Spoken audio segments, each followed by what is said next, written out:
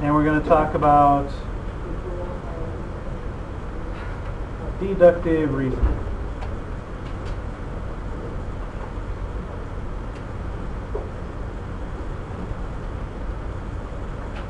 So at the beginning of the unit, we talked about inductive reasoning. So let's remember when we talked about inductive reasoning, what we were talking about.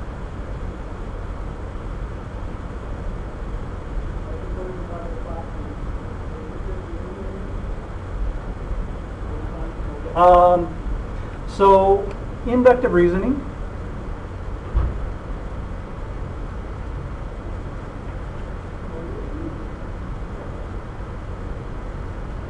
how did we go about using inductive reasoning?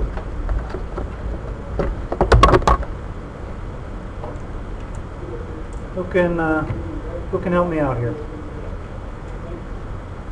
Remember what we did for inductive reasoning, Brian? It had to do with we did an observation or an experiment.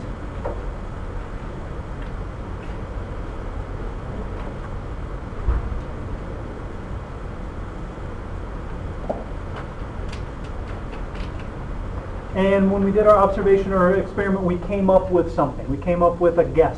What do we call our guess? Conjecture. We came up with a conjecture.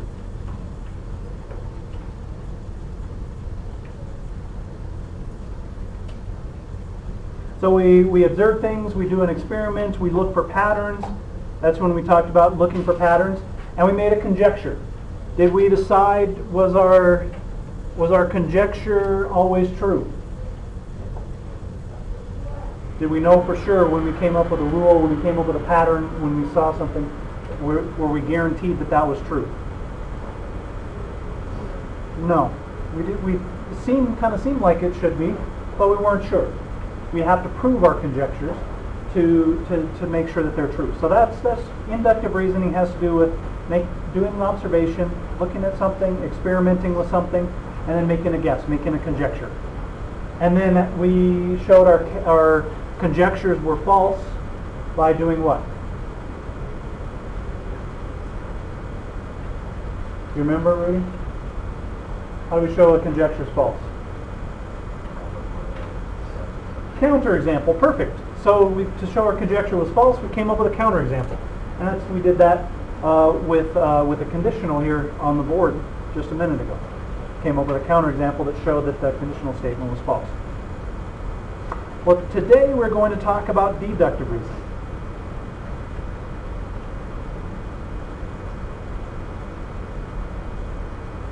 And we go about that just a little bit different way.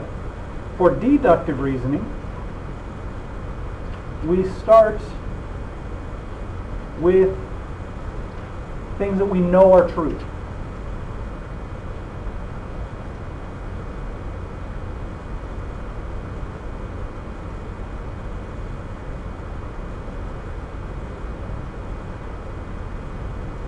And then we use logic to figure out what else must be true.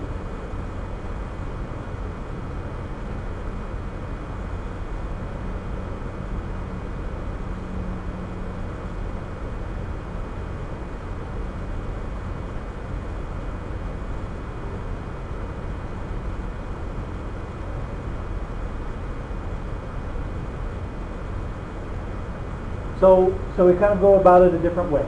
With inductive reasoning, we're making a guess, or we're doing observation, and we come up with a conjecture, what we think is true. With deductive reasoning, we start with things that we know are true. We know for sure that they are true. And then we go from there using logic to figure out what else has to be true if these things are true. So the first tool we use, or that we're going to talk about for deductive reasoning, is called the law of detachment.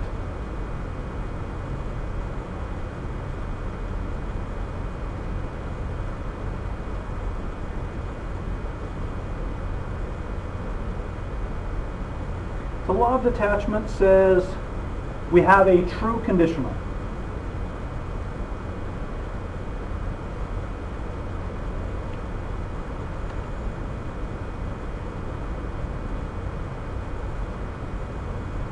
So we start with something we know is true. We have a true condition. The law of detachment says if the hypothesis is true,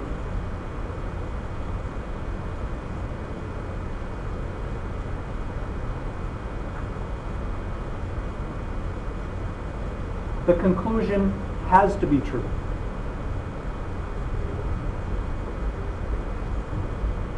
And I'm going to say must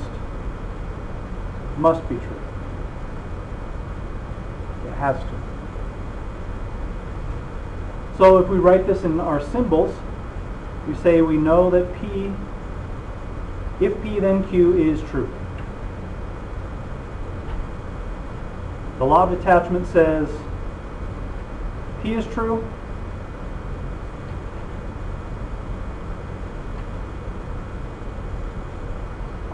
if P is true, then Q must be true.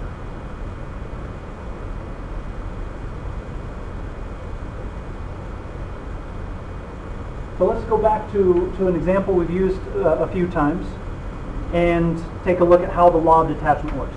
It sounds a little bit confusing in words, but when we actually start doing it, it makes sense. So the example we've used several times is if you teach math,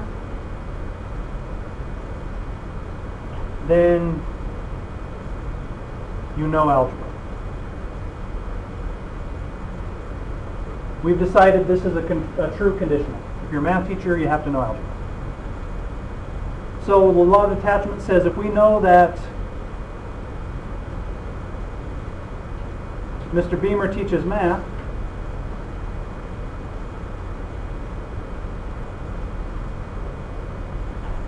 therefore we know that Mr. Beamer knows algebra.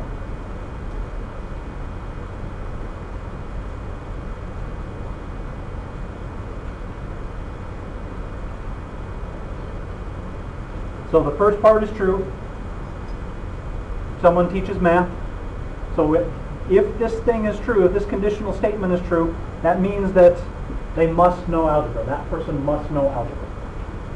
That's what the law of detachment tells us. We have a true conditional.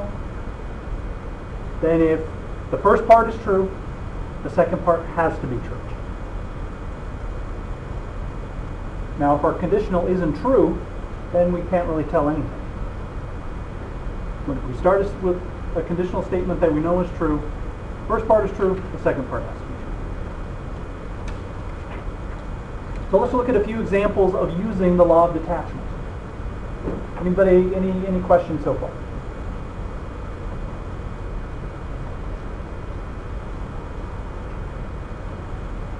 All right, so in these examples we want to know what can we conclude?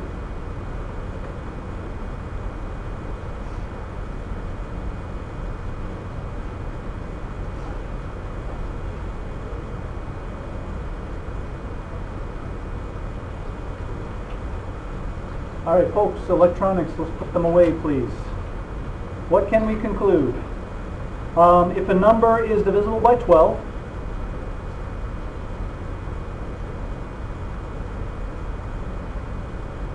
start out with my conditional. It is divisible by 6.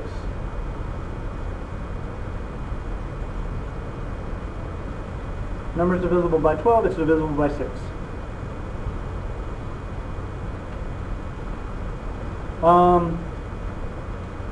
Oops, I did the wrong example first. Sorry. We'll do this one later. I want to do a different example.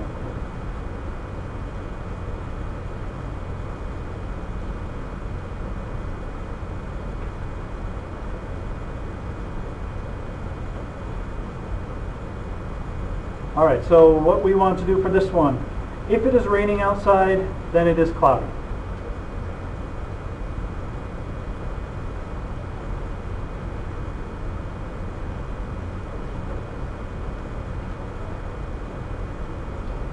And we're going to say that we accept this as true. If it's raining, then it's cloudy. We're not talking about one of those weird days when the sun's shining and suddenly The rain comes from who knows where. So we're going to say, if it is raining, then it is cloudy. We're accepting this as true. So we know it is raining.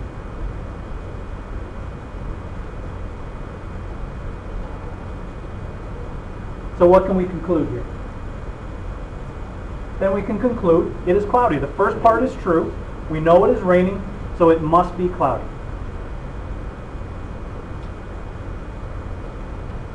So that's our conclusion. It is cloudy. Now what if we knew, could we turn it around the other way? If this is true, if it is raining, then it is cloudy. What if we know that it is cloudy? Does not necessarily mean it's raining. It could be cloudy and not raining. All we know is that if the first part is true, the second part has to be true.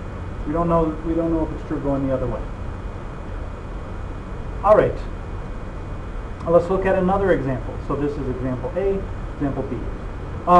If you score an 85 on the final,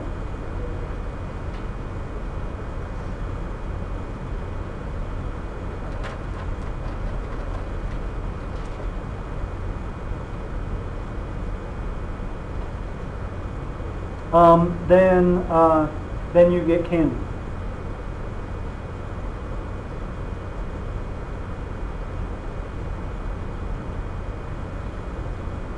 So we know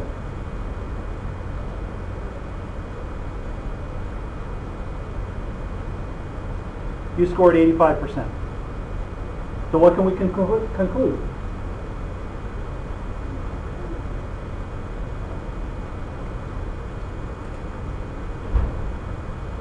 What do we conclude from here?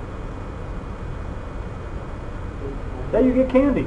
The first part is true, so the second part has to be true. So that's our conclusion.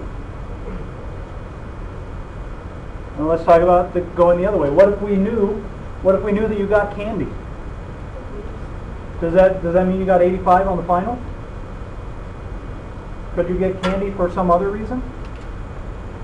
Yeah. So all we know from the law of detachment is if the first part is true, then the second part is true. The second part being true doesn't necessarily mean the first part is true. You can get candy for lots of other reasons. Now if I said if and only if you score 85% on the final, then you get candy, then we would know that. But we just have this conditional statement, so we can't conclude anything going the opposite direction. The third one, if two angles are vertical,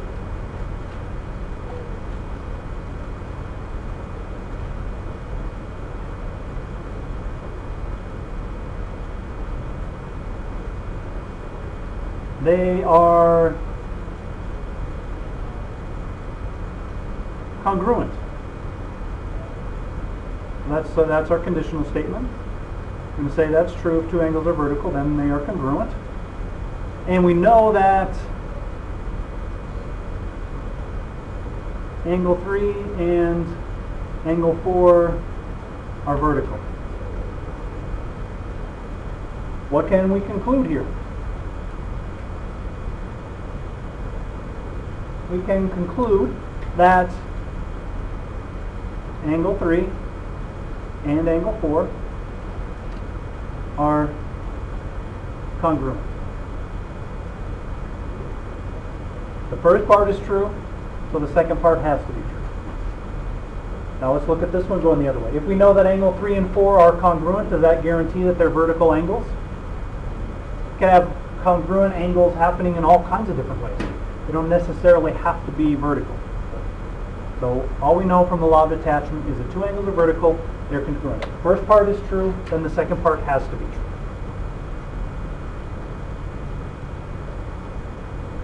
Any questions on law of detachment?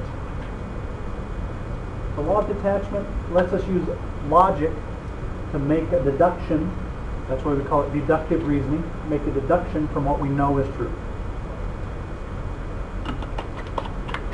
All right, let's talk about a way that we can link conditional statements. And this we call the law of syllogism.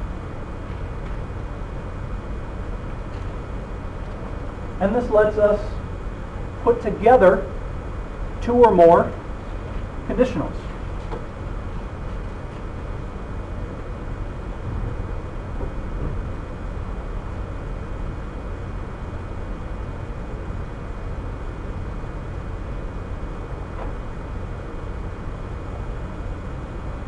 And I'm going to say two or more true conditionals. We want to link together true conditionals. If they're not true, they don't really help us out very much. So we're going to link together two or more true conditionals. So we're going to start out with one. We're going to say if P then Q is true, and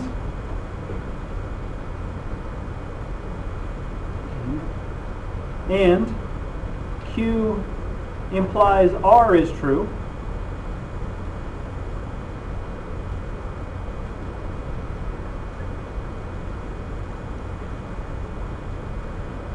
so P implies R is true.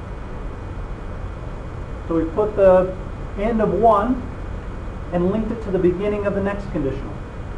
P implies Q and Q implies R. Those are both true.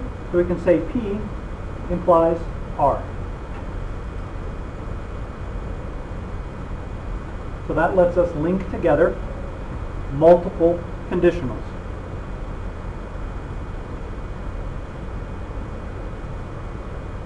So let's take a look at how we link together multiple conditionals.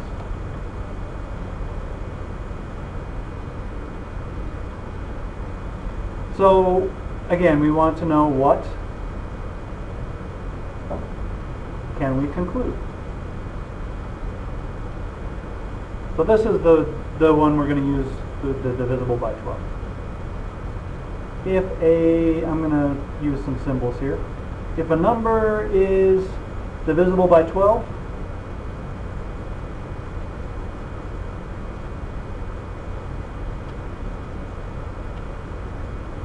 it is divisible by 6.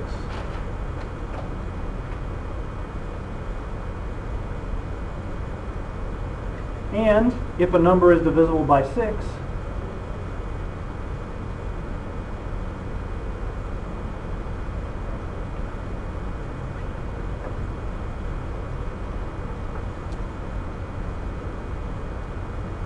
then it is divisible by 3.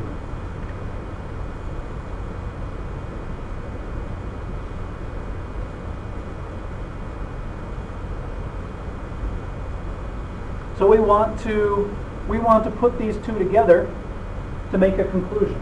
So how could I link those together? What would be my conclusion? How could we do that, Zach?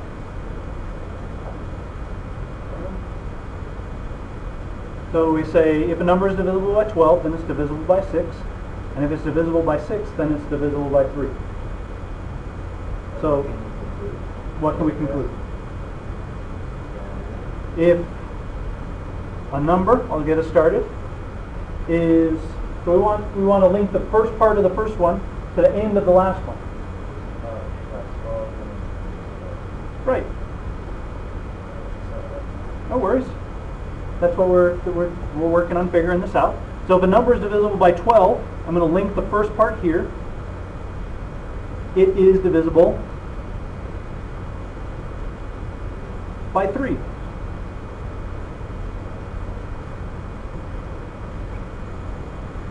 So that's what we want to link the first part of the first one to the end of the second one. So the beginning of the second one is the same as the end of the first one, so I can link them together. The number is divisible by 12, it's divisible by 6, it's divisible by 6, it's divisible by 3. So I can put those two together and say if the number is divisible by 12, it is divisible by 3. So that's my conclusion. That's what the law of syllogism tells me. I can put those two conditionals together into one conditional, where we have the beginning of the one and the end of the second.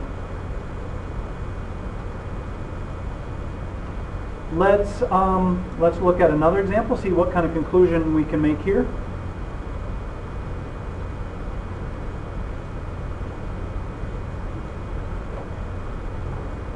The shape is a square, then it is a quadrilateral.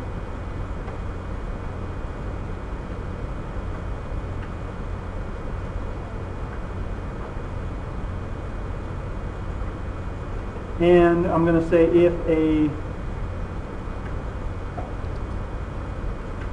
shape is a rectangle,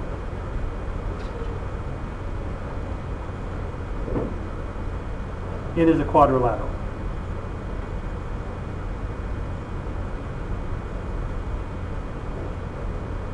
What can we conclude here?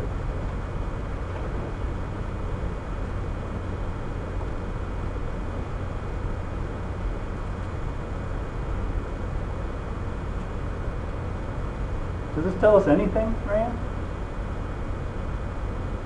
It tells us that if a shape is a square, it's a quadrilateral. It also tells us if a shape is a rectangle, it's a quadrilateral. But can we link those two together somehow? We can't really, because the end of this first one isn't the beginning of the second one. All this really tells us is that a square is a quadrilateral and a rectangle is a quadrilateral. But we can't use the law of syllogism here. There's really no conclusion that we can draw. Because there's no way to link these two together. I can't get from the beginning of one to the end of the second one, because they both end the same way. We can't link them together.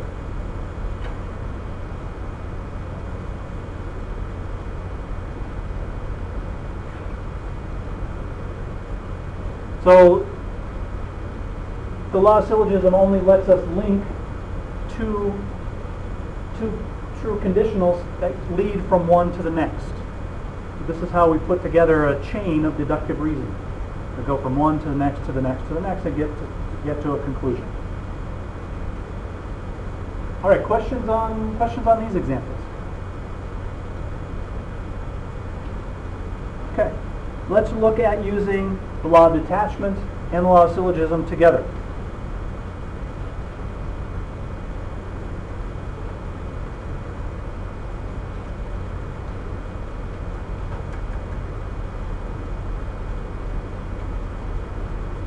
This is where we really start figuring out things, is when we can use two of these things together. So let's say that I'm going to say my first conditional is if you live in Cincinnati,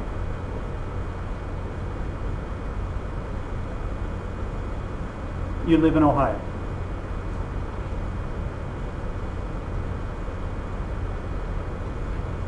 And then I'm going to say if you live in Ohio, you live in the Midwest.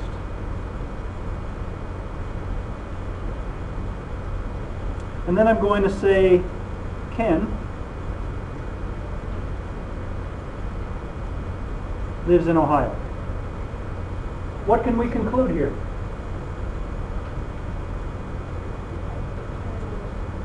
We can conclude that Ken lives in the Midwest. I can link these two together and say if you live in Cincinnati, I meant to write Ken lives in Cincinnati. So we could definitely conclude that you live in the Midwest if we know that Ken lives in Ohio. Ken lives in Cincinnati. And I spelled this wrong, Cincinnati. There we go. Ken lives in Cincinnati. What can we conclude here? We know he lives in Ohio. And if he lives in Ohio, he lives in the Midwest. So we can conclude that Ken lives in the Midwest.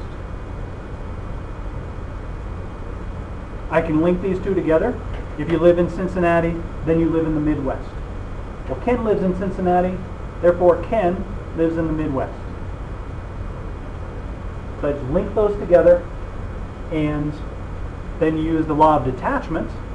If the first part is true, then the second part has to be true to conclude that Ken lives in the Midwest.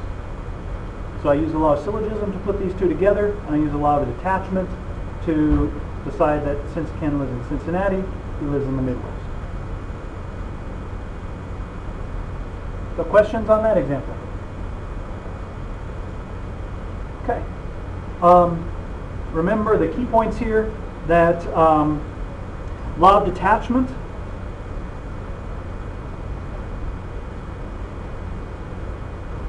lets us make a conclusion from one conditional.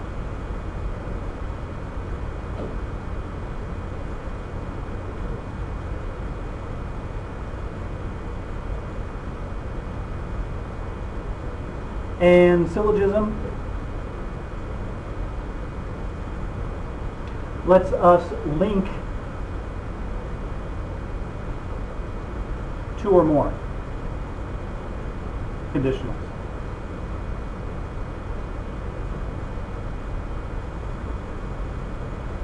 The law of detachment, we draw a conclusion from one true conditional. Syllogism lets us link together two or more true conditionals.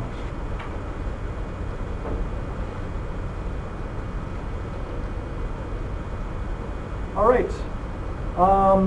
Didn't have any homework for Friday, so today's homework on page 110.